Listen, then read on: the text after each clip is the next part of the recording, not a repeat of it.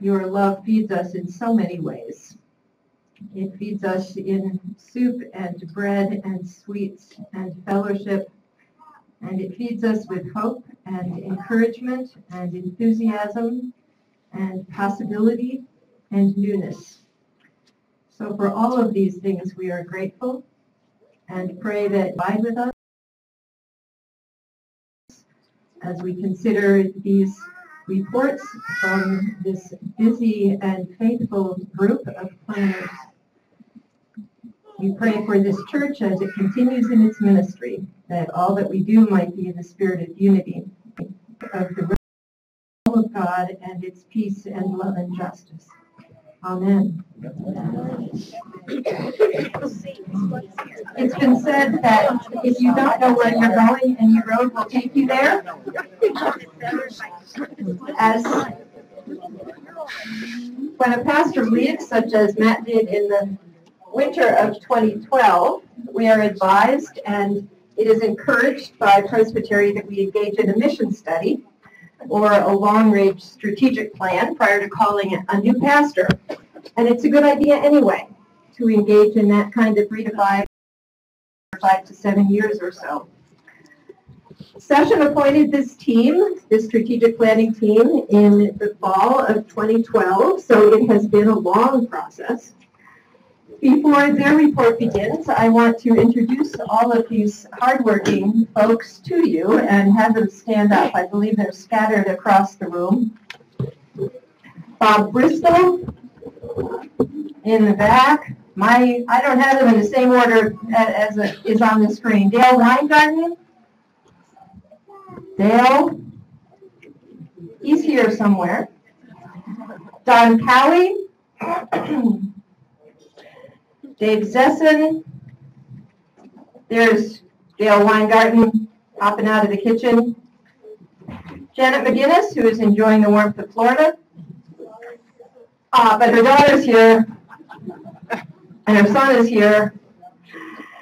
John Kreppel, Krista Anderson, Liz Hopswell, Mary Dienick, Paula Perkins, Ted Euler, and last but certainly not least, Eric Heller.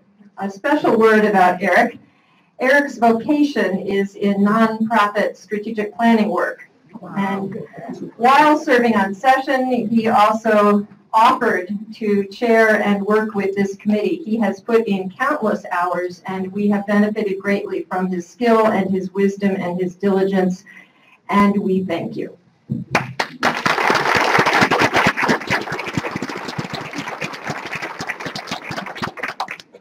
Dave Zesson will be presenting a summary of the report. The summary documents will also be provided for you at the conclusion of the report in a pamphlet form.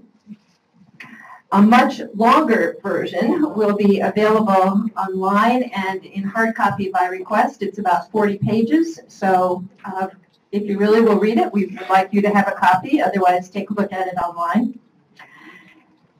The entire planning group is willing to answer your questions of clarity after the presentation, and I will turn this over now to Dave.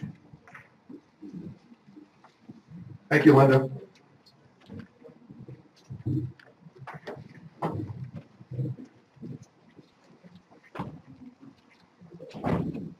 Good afternoon. Like many of you, serving on a long-range strategic planning committee was not at the top of my bucket list. The idea of examining every component of congregational life with the knowledge that changes impacting the lives of so many seemed daunting. And of course, no change comes without a price tag. I accepted the challenge and found the experience both interesting and enriching. The assignment soon became defined as how does First Presbyterian Church improve the quality of the church experience for existing members and position itself to attract and retain young adults and young families. While both are necessary for sustainability, the two are not necessarily compatible. What may be good for one may not be good for the other. So we set about to collect data from member surveys and focus groups. We studied the core values of our church. We looked at other churches in the area by attending their services and speaking with their ministers, and analyzed the work of church growth experts who have identified principles of highly effective churches. We found that in many instances, our church measured very well against those standards, and in others, we needed to up our game. In some instances, we were on the right track and needed to push further, and others, our efforts fell short, requiring more measurable changes. Our findings go to session by way of recommendation, but since the church membership has been so helpful in formulating the contents, we thought it important to make this presentation. In the end, we hope that our committee, working with church membership and church leadership, will adopt our recommendations, and our church will continue to be a warm and welcoming place of worship. Well before Linda's 5-point sermon, the committee identified 5 critical areas in need of assessments to both improve the quality of the church experience and position us for the future. In no particular order, these areas are as follows: worship and music, small group ministries, communication and marketing, facilities, and staffing and personnel. In each area, the committee has developed findings, goals, and action steps. In some instances, you will or may have noticed changes in worship resulting from your comments and our findings. Let me first address worship and music. Without question, the area which evoked the greatest amount of response related to worship and music. Presbyterians want to be challenged in worship with relevant and meaningful messages filled with uplifting, vibrant music. 94% of congregational survey respondents indicated they heard inspiring sermons, and 83% heard beautiful music on Sundays. Yet 44% expressed a preference for more contemporary content in the service, and 35% expressed a preference to move in a new direction. The survey information did not define the term contemporary, nor did the survey provide alternative directions to be explored. However, these responses suggest that some change to the worship service is necessary and expected. Therefore, the committee will recommend to session that Worship Council be expanded to include a creative worship task force and invite to this group members of all ages who have an interest in considering change to the worship service. The group will be provided leadership and resources to experiment with occasional worship alternatives and will make recommendations to session by January 2015. In addition, information will be collected from our young families with children to determine their preferences.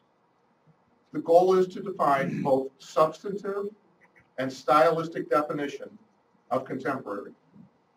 Finally, Christian education will be charged with assessing the impact of these changes on Sunday worship, the number of services, and educational timing. In the area of small groups, the group learned that small groups provide relational opportunities for church members beyond Sunday worship. These groups can be of a social, religious, or intellectual nature.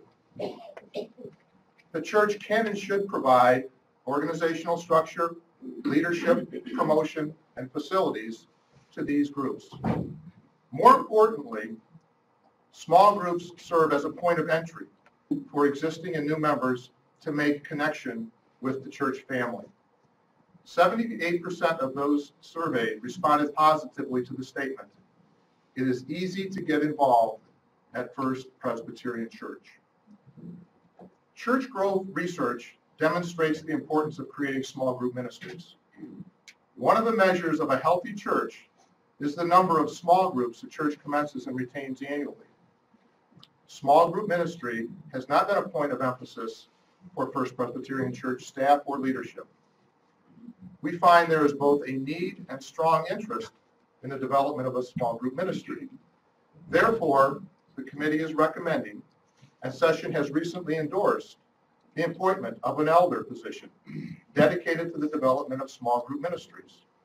This position will be supported by council and funded in the budgeting process. The council will be responsible to create at least 3 new small groups in each of the next 4 years.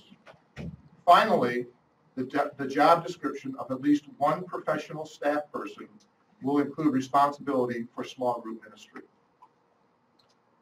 Turning to the area of communications and marketing. With the advancement of technology, First Presbyterian Church must evaluate and improve the manner in which it communicates with its membership and the community. First Presbyterian Church must develop a communication plan, which includes a brand identity, a concise vision statement or elevator talk to articulate our identity. Our current communication piece, Profiles, is delivered by mail or email. FPC must embrace technology for use in the worship service and communicate with members in a relevant manner. It is necessary to increase the visibility of First Presbyterian Church as a community of Christ in Holland through vibrant and compelling messages to attract and involve new members of all ages, with particular emphasis on youth and young families. Therefore, this committee is recommending that First Presbyterian Church create an internal marketing evangelism team to support the efforts of Katie Houck, our communication specialist, develop First Presbyterian Church branding to be used in all FPC sponsored documents, update the brochure, including a list of activities, services, and contact information to further publicize the FPC outreach efforts. In the area of church facilities, the committee reviewed the essentials of our church facilities and found them acceptable for the most part. You will be glad to know that we are not making any significant recommendations that are not already being considered by Business Affairs. For those of you who weren't aware, Business Affairs is addressing the appliance and storage concerns in the kitchen area to better meet the needs of our church. Business Affairs is in the process of developing a plan to address safety concerns at the church entry off the main parking lot, and we expect information to be coming from session in the very near future. We did receive input that the fellowship areas need to be updated to create cozier, more intimate meeting areas. You probably have noticed the installation of a video screen in the M&M Cafe, which creates different worship options and expands the size of our sanctuary. Look for more improvement in this area. And finally, we are recommending that the youth group meeting areas be modernized to remain in step with similarly sized churches. There is significant competition for the youth's attention in the area of modernized facilities. And finally, staffing and personnel. These improvements cannot be accomplished with the current level of staffing. You have undoubtedly realized that these assignments will not take place without professional staff input, support, and implementation. First Presbyterian Church must take steps to address on a long-term basis the staffing deficit created by the vacant associate pastor's position. The new associate pastor must have skills in the area of children and family ministries. This person should easily identify with young families and their spiritual and social development. Therefore, the committee is recommending an emphasis in an associate pastor to undertake the responsibilities identified in this report, and that this report serve as a roadmap for their work. We understand the Personnel Committee will explore all appropriate options related to the staffing needs identified in this report. An associate pastor nominating committee should be elected no later than March 1st, 2014 to create candidates to fill the job description created by session. Further, session should redistribute available budget dollars to support the new emphasis on young families and children pending the appointment of a new associate pastor. The program/pastoral staff should be increased to a minimum of 2.5 FTEs, full-time equivalents. This number represents an increase of 0.5 FTEs from the level maintained when the church employed a full-time associate pastor. Whether it is pushing further or moving in a new direction, there will be some strain on the resources of the church. Our recommendations to session will include a temporary shifting of resources with the expectation that with the growth that follows, our resources will be increased and the reallocated funds will be restored. The committee has worked with session and various church councils to keep them appraised of our work and findings. As a result, some of the findings of our committee have been adopted or are in the process of study at the council level. Some of our work has been affirmed. We are confident the remaining recommendations are well-reasoned and responsive to the data we have received. We hope that as a church body, support will grow and session will implement these recommendations as they are able. In many ways, this is a blueprint for our future. It is important that church membership support this plan to session. The demographics of our church suggest that we need to be more intentional as a church to position ourselves to attract and retain young families and young adults. First Presbyterian Church is by no means a church in crisis, but we cannot rest on our laurels. We must continue to take steps to be better. While national statistics describe a decline in denominational church membership and attendance, First Presbyterian Church is bucking the trend. Through the hard work of staff and leadership, we are holding our own. Today, we welcome 10 members to our church, and for that, we are grateful. We are hopeful that each of you will be inspired to accept the challenge to participate in this process to improve your church experience. First Presbyterian Church is a wonderful place of worship. Let's spread the word. Speak with an elder, a deacon, a member of staff or session to identify your role in the process. We are all needed. And as Linda would say, you is important. But most of all, prayers for open hearts, listening ears, and clear vision for and from our entire church family are essential as we grow into a vision of a vibrant congregation that, long after our time here, will still gather in this place of worship and live to the glory of God. And all God's people said, Amen. Now, can I entertain any questions or comments from a membership to our committee? Yes, well done. Yes.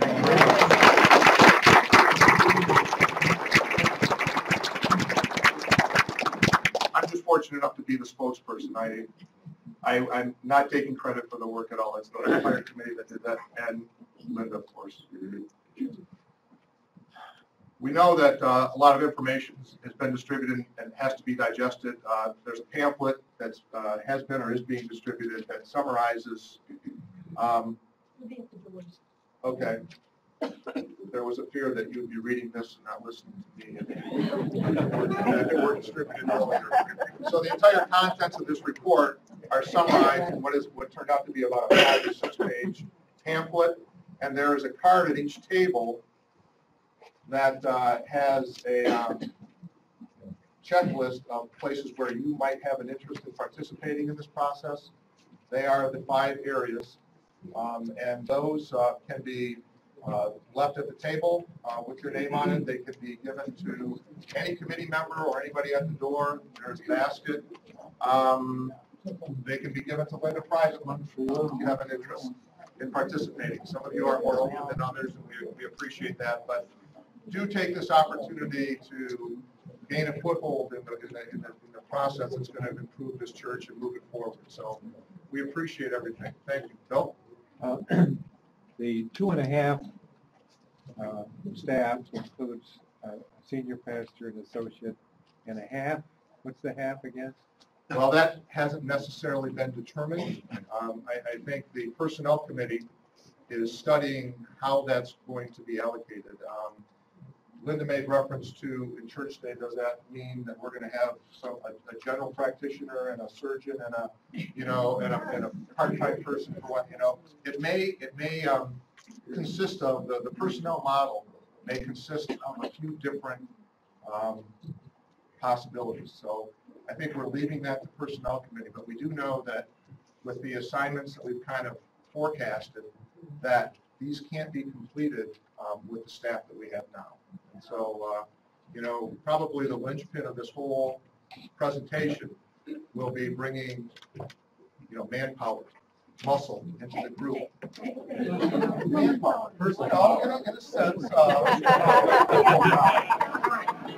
support. Big one,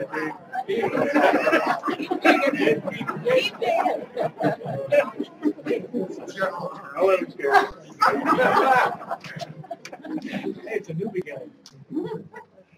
So, yeah, and I'm sure personnel is, yes, question? My mother wanted to say that she misses all of you, even though we're in 60, 70-degree weather, but she wanted to She sure is missing. say that Yeah. you all are loved, and she'll be back third week of March. I'm heading down there at the end of the month, but she gives her love to all of you here. So. Thank you. Any other comments before I turn it back over to Linda? Over here. Oh, sorry. Is there any kind of time frame that you're looking at to get some of these steps? Have you put a time frame on any of the steps? Yes, March 1st, 2014, the committee. The worship committee has put a January 5th, 2015 study because they're going to assemble the creative worship task force and then begin to study things. And I think they believe that 12 months is an appropriate time frame. Our expectation that a lot of this work is going to get done at council level, that business affairs is going to handle the facilities part of it, and I think already there is information going from session to the various councils who specifically study these areas. But again, these are recommendations that we are making to session, and by no means have they been adopted by session, and by no means has a determination been made by session that these will be the directions that we're going. This report goes by way of recommendation and not by way of mandate. So that's why the presentation today, and that's why we're hopeful to garner some support so that the session feels that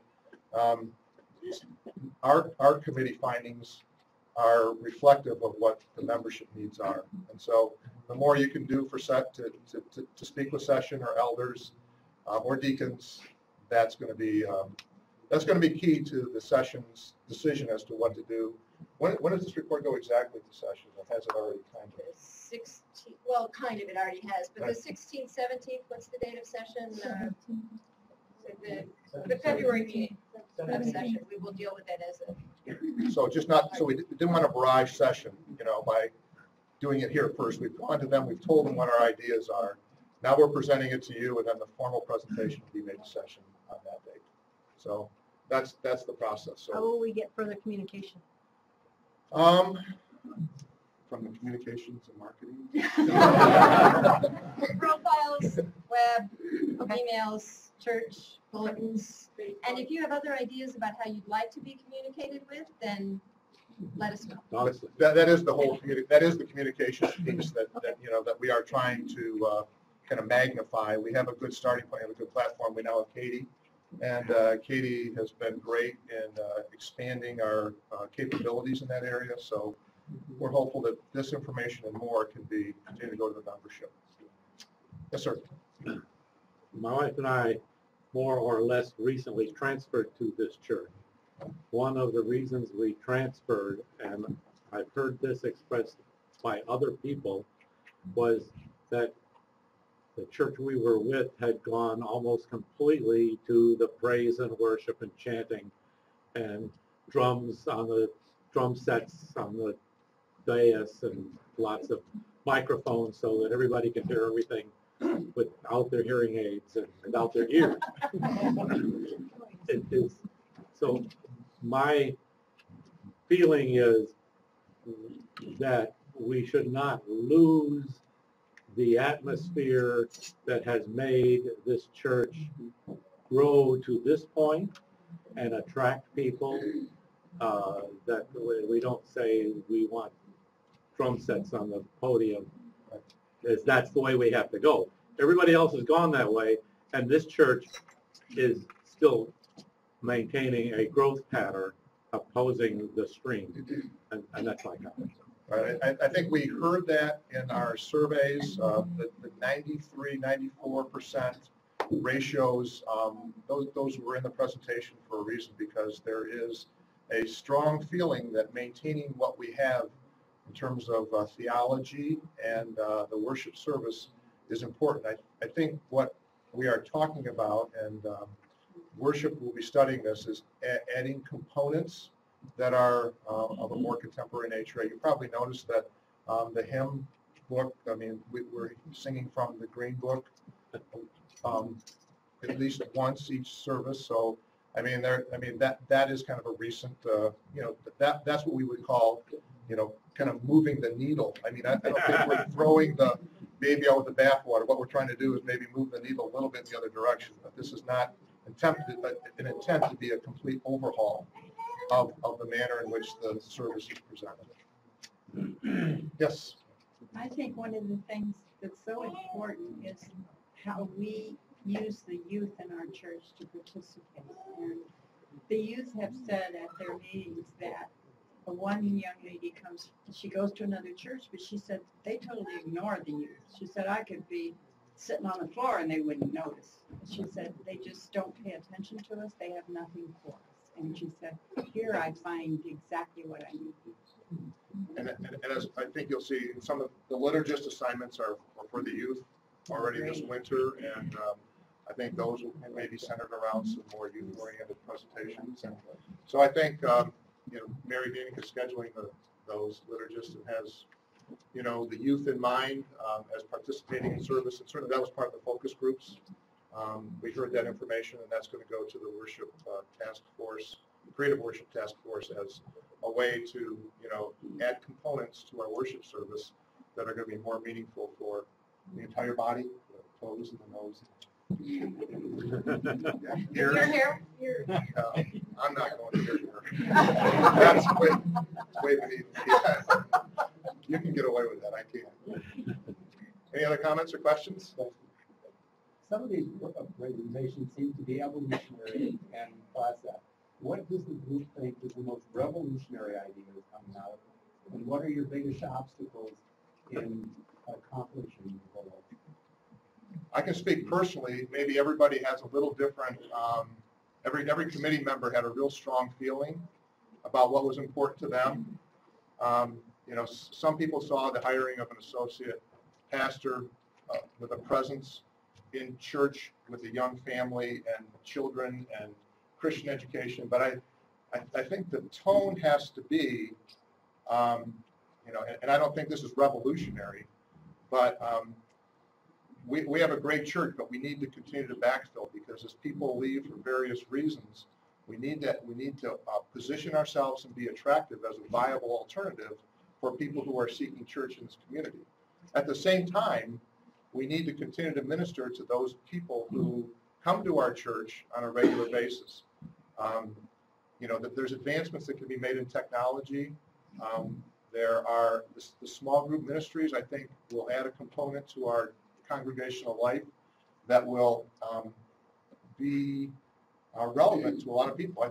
The people that I've talked to have said, that's a great idea. I'd love to come, once a week or once a month to a group of peers who have a subject matter that I'm interested in, and that would be a way for me to connect them to the church in some other way other than just on Sundays. So I think there's a lot of great ideas, and to say one is more important than the other, maybe kind of premature, but there's probably going to be some components, some elements of all of the ideas that are going to bubble up or surface and become part of our church life.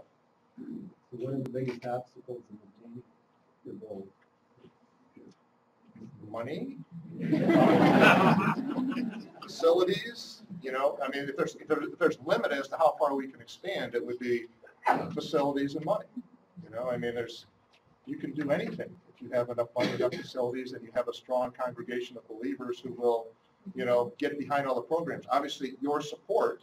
I mean, we can't just do this report and then put it over on the shelf and let it collect dust. If we do that, that's an obstacle, because then we haven't acted upon the findings that we've made. So is apathy, is that or indifference, could that be an obstacle too? So I mean, that's why we're seeking that investment of time and talent and resources. All those things need to surface as a result of this presentation to make us a better place. The institutional reason that we would be limited is facilities and money. The spiritual reason that we would be limited, if you weren't in church last Sunday, is that we would lack a sanctified imagination. Amen. Part of the question comes out of, what's happened with Crystal Cathedral, for example. We had lots of money, big churches, big programs, and all of a sudden they lost leadership. They kind of lost their way. And as a result, they collapsed. Right? So I'm thinking that maybe leadership is the biggest issue. When people get involved, take ownership of a program, and make the thing work. And that goes back to staffing, but it also goes back to the rest of us who are willing to support leaders and encourage leaders to be imaginative and to take chances and to fail if it doesn't work, and move on to something else. I think it goes back to the congregation and the extent to which we're willing to work and support and encourage, these kinds of programs. Point well taken. Thank you. Eric? Yeah, I'd like to mention, I think there is another challenge. I don't think it's insurmountable, but I think it's worth mentioning is that we heard from the youth. In fact, we had a special demographic focus group session with the youth. And a big preference stated by them was to have someone there regularly, not change every year in their youth leader. And so finding the right staff person who is going to be probably, I'm guessing, a younger ministerial person who's also then willing to stay in that position for an extended period of time. There's going to be a balancing act there. And that's one of the reasons that I think personnel is going to look very creatively at this task to try to find the right resource that's going to come in and is going to provide that kind of continuity that our youth are looking for. That's very, very important.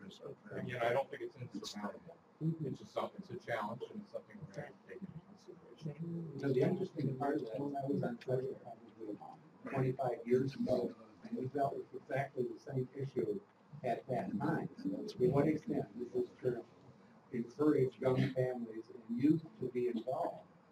And, we didn't really come up. That's when Rick was up at that point, to be that person. And we didn't come up, we hadn't had a good program before. We didn't have a good program then. We haven't had a good program since. And part of this is the turnover. But part of it, I don't know exactly what it is, but somehow this church doesn't do well with young people. Our grandchildren move from this church to another church, and they have youth programs that come out of those walls. And kids from other churches go there to be part of it. They weren't active here, and even in 2 weeks, they were very active in the other program. So there's something about the way we're configured, and I don't know what it is, but we don't have it, and some other places do. Well, you're addressing that to some extent with this other person. Yeah, I think what we have, the focus of the hiring of the new person will be an interest in the development of young families, young adults, their ministry, their social needs, their spiritual needs. So maybe that's a hope that every church has. Maybe that's a challenge that every church has. But certainly it hasn't, we haven't missed the mark. I mean, we've identified the problem, and the solution is in where do we go from here to find that person or those people that will make us better in that area. Yes. What is relative to Doug's question? What would these other churches that these kids gravitate to offer that we could pick up on and perhaps mimic? That's exactly the reason why we had a focus group with youth to ask that specific question of what do they have that we don't have? Why do you go there and not here? They may have 2,000 or 3,000 members, and they simply have a critical mass that the church of 500 is going to happen in a different kind of way. I think that's a large piece of it. Jen? I just know I got into the church I got into, and the youth, enjoying the youth group. The youth group was dynamic enough. The word of mouth went around my school that this was the place to be. So people congregated that youth group. And besides the program being dynamic, it was part of the church. There was a youth choir. We had spaghetti dinners, to raise money for stuff. We had a talent show. So we were part of the life of the church. And so it was very visible in the church. And I think that helped as well. It sort of fed on itself. We were visible, then people supported us, and then we became more visible, and they supported us. How can a youth be part of more of the everyday happenings of the church instead of just, youth group on Sunday night, and Sunday school on Sunday? And are we exciting enough that the word of mouth from youth to youth gets passed on so that they want to come? That's huge. Yeah. It's huge. David? I just want to point out to you, one thing that's happened in the last year you may not know about is our youth have done a number of things with the youth grace Episcopal and Hope Church. We've given up a lot of something called a critical mass to work with. So it's not as if we've been doing nothing. There are some things that have been done. I think that's a very good step to have a inter-church youth group. Second up. Sure. I think Annie's not here, so I can talk about her. Annie's been doing, I think, a phenomenal job as far as getting some of that continuity, while we don't have a permit. And I'm excited to find out, that 2.5 full-time, that might be partly maybe a youth director, or maybe it's part of an associate, or something like that. So I'm really excited about that, and I think that's going to be a great thing. I'm excited to find out about. I'm also excited about focusing on young families, because I get to be recipients of some of that. So I think that'll be helpful too. A lot more focus on the youth, I think, is great. So I think there's a lot of positive things that are happening and a lot of positive changes. And I think the focus for when Matt Weber was here as an associate is a lot different than even the focus for Andy, where Andy's job is you. Matt's job was associate pastor and you. So, and that's just my opinion, sorry, it's not the official job description, but I think it's a really positive thing. I think I'm excited to hear about what that person is going to be. Great. Comment? Okay. I know it happens because I live in Battle Creek, so sometimes I go there and sometimes I go here. And I'm not a member either place. But I enjoy, supporting financially both places when I go to either or. And something that I've seen through the years, and of course, my daughter will be 18. I think from what I've seen so far, Pastor Linda, they're heading in the right direction. I mean, years ago, I don't remember not making a mistake. I haven't been, permanently here every single Sunday. I don't remember the youth quite as often being liturgists. Now, maybe they were, but I don't remember that. So I think that we're kind of seems to be heading the right way. It just, maybe there's some things that the task force and that all the very special people that love each other here in this congregation can put together to help the youth, as you're saying. I'm hoping, because what drew grandchildren. Wonderful ideas that you can contribute, because you are a church, and there may be, it's good that you brought it up, and it's good, but I think that, where there's hope and there's love, and there's faith, all things are possible. Thank you. Yeah. Lots of great ideas, lots of great energy. Hope you've been inspired today, and we'll take some steps past this room and follow the recommendations, support us, and make us a better place to be. Thank you. Well, thank you, committee.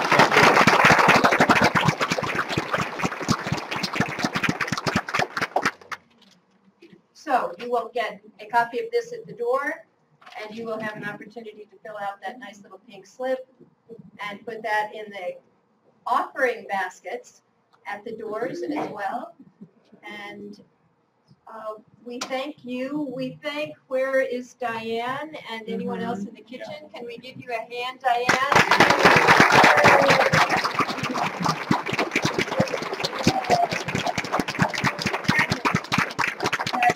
And the whole team of folks that was in the kitchen as well. Oh, they were great. The committee did this. I didn't do this. I want to close our time with a paraphrase of a prayer by Thomas Merton from his book Thoughts in Solitude. You may know this. It's been known and read in a variety of places. We think we know where we're going. We have some vision. We have some hopes and some dreams. But I think Thomas Merton's words are well placed and well focused when he says this. O Lord our God, we have no idea where we are going. We do not see the road ahead of us. We cannot know for certain where it will end. Nor do we really know ourselves, and the fact that we think that we are following your will does not mean that we actually are. But we believe that the desire to please you does in fact please you. And we hope we have that desire in all that we are doing. We hope that we will never do anything apart from that desire. And we know that if we do this, you will lead us by the right road, though we may know nothing about it. Therefore, we will trust you always, though we may seem to be lost and in the shadow of death. We will not fear, for you are ever with us, and you will never leave us to face the future alone. And so we trust our lives and our church to an exciting God. Amen. Amen. Enjoy your day, and may the best team win.